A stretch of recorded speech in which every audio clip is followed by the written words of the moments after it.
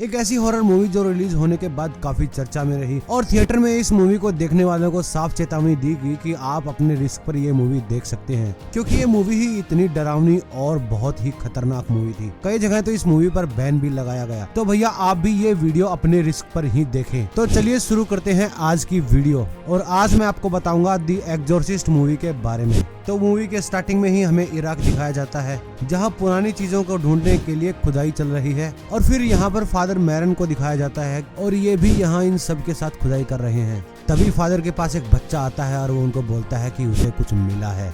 और जब फादर वहां जाकर देखते हैं तो उनको दिखाई देता है एक छोटा सा स्टैचू, और ये स्टैचू एक शैतान पजेजू का होता है। और इस शैतान की एक खासियत है कि ये गर्मी के मौसम में ज्यादा गर्मी और बारिश के मौसम में ज्यादा बारिश लेकर आता है। और साथ में ये दूसरे शैतान लेमेस्तु का दुश्मन है। आपको बता दूं कि लेमेस्तु एक शैतान है जो छोटे बच्चों को खाता है। वैसे तो सब लोग पजेजू को एक शैतान मानते हैं, लेकिन जब उनको लेमेस्तु से बचना होता है तो सब पजेजू को ही याद करते हैं। फिर फादर मैरन को दिखाया जाता है जो कि पजेजू के बहुत बड़े स्टैचू के पास खड़े होते हैं। और अगले ही सीन में एक औरत को दिखाया जाता है जिसका नाम क्रिस होता है और उसको अपनी छत से आवाजें सुनाई दे रही होती हैं। लेकिन स्टार्टिंग में वो इन आवाजों को इग्नोर कर देती है। क्रिस की एक 12 साल की छोटी लड़की भी होती है। अगले दिन वो औरत अपने सर्वेंट को माउस ट्रैप लाने के लिए बाजार भेजती है और कहती है कि अपनी छत पर बहुत सारे चूहे हो गए हैं। इस पर उसका सर्वेंट कहता है कि ऐसा नहीं हो सकता, उसने थोड़े दिन पहले ही छत की सफाई की थी और छत बिल्कुल क्लीन है। फिर हम उस औरत को एक शूटिंग सेट पर देखते हैं। दरअसल वो एक एक्ट्रेस है।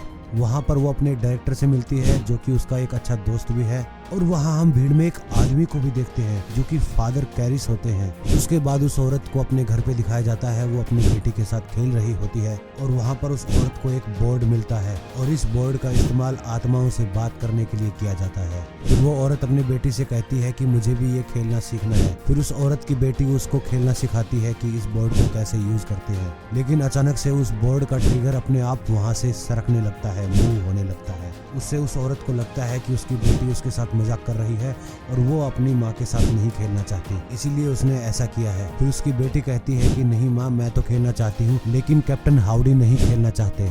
फिर वो औरत अपनी बेटी की इस बात को मजाक में ले लेती है और अपनी बेटी को उसके रूम में सुलाने चली जाती है। उसके बाद वो औरत अपने कमरे में चली जाती है, लेकिन रात को अचानक उसकी आंख खुलती है और उसकी बेटी उसके साइड में सो रही होती है। तो इस पर वो अपनी बेटी से पूछती है कि तुम यहाँ क्या कर रही हो। फिर उसकी बेटी कहती है कि मम्मा, मेरे कमरे का बेड बहुत जोर से हिल रहा था, इसलिए मैं आपके कमरे में आ गई। फिर सुबह वो औरत अपनी बेटी को हॉस्पिटल ले जाती है। वहाँ पर उसकी बेटी कुछ अजीब सा बिहेव करती है और फिर बेहोश हो जाती है। इस पर डॉक्टर कहते हैं कि उसकी बेटी को नर्व डिसऑर्डर हुआ है, जिस वजह से उसका गुस्सा काफी बढ़ गया है और शायद ये ऐसा इसलिए हो रहा है क्योंकि वो अपने डैड से अलग हो गई है। इसके बाद उस फादर को दिखाया जाता है जो भीड़ में उस औरत को घूर रहा होता है। वो अपनी मॉम को लेकर हॉस्पिटल में आया हुआ होता है क्योंकि उसकी माँ की दिमागी हालत ठीक नहीं है, लेकिन फादर के पास अपनी माँ के इलाज के पैसे नहीं होते। इससे वो काफी नाराज हो जाता है और खुद से परेशान हो जाता है और कुछ दिनों बाद ही उसके माँ की मौत हो जाती है। दूसरी तरफ वो औरत अपने घर पे पार्टी रखती है और सब पार्टी में एंजॉय कर रहे होते हैं। तभी उसकी बेटी नीचे आती है और वो सबसे बोलती है कि तुम सब मरने वाले हो, और ऐसा कहकर वो वहीं पर पेशाब करने लग जाती है सबके सामने। जिसके बाद उसकी माँ घबरा जाती है और उसको नहलाने ले जाती है और नहलाने के बाद वो औरत अपनी बेटी को सुला देती है। लेकिन जैसे ही वो कमरे से बाहर आती है उसकी बेटी जोर जोर से चिल्लाने लगती है। फिर वो औरत दौड़कर अपने बेटी के रूम में जाती है और देखती है कि उसकी बेटी का बेड जोर जोर से हिल रहा है। ये देखकर वो औरत घबरा जाती है और अपनी बेटी को डॉक्टर के पास ले जाती है।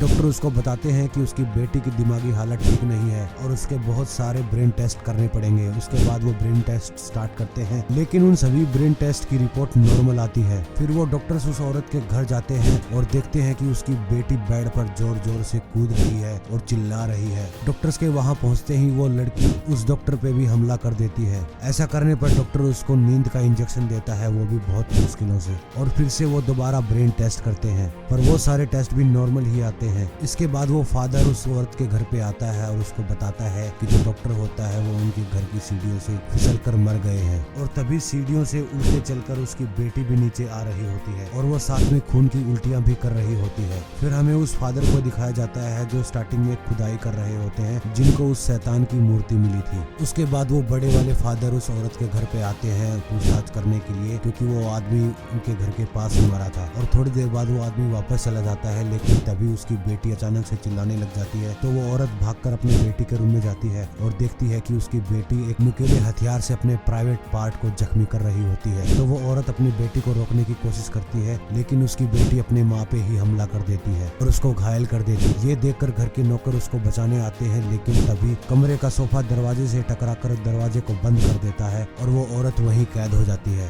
फिर उसकी बेटी अपनी गर्दन को पीछे की साइड पूरा घुमा देती है और वो उस औरत को बताती है कि उस आदमी को उसी ने मारा था। फिर वो औरत चर्च के फादर के पास मिलने जाती है और उसको अपनी बेटी की हालत के बारे में बताती है, लेकिन वो फादर एक्सोर्सिज्म नहीं करना चाहते क्योंकि उसकी बेटी काफी छोटी है और एक्सोर्सिज्म के लिए पहले चर्च को प्रूफ देना होता है कि एक्सोर्सिज्म क्यों किया जा रहा है। लेकिन वो उस औरत की हालत देखकर मान जाते हैं और उसके घर पे चले जाते हैं, लेकिन तब तक उस छोटी बच्ची की हालत बहुत ज्यादा खराब हो चुकी होती है और वो पूरी तरह से शैतान के वश में आ जाती है। फिर उस छोटी बच्ची के अंदर वाला शैतान उस फादर से बात करता है और उसकी फैमिली के बारे में बताता है और उसके बाद वो छोटी बच्ची उस फादर पे उल्टियां कर देती है। इससे वो फादर वहाँ से चले जाते हैं, लेकिन जाने से पहले उस औरत से पूछते हैं कि तुम्हारी बेटी को मेरी माँ के बारे में कैसे पता है। फिर वो औरत कहती है कि मेरी बेटी को आपकी माँ के बारे में कुछ नहीं पता, लेकिन उसी रात को उस औरत की सर्वेंट फादर को फोन करके बुलाती है और वो ये सब उस औरत से बिना पूछे ही कर देती है क्योंकि वो नहीं चाहती कि उसकी मालकिन ये सब देखे।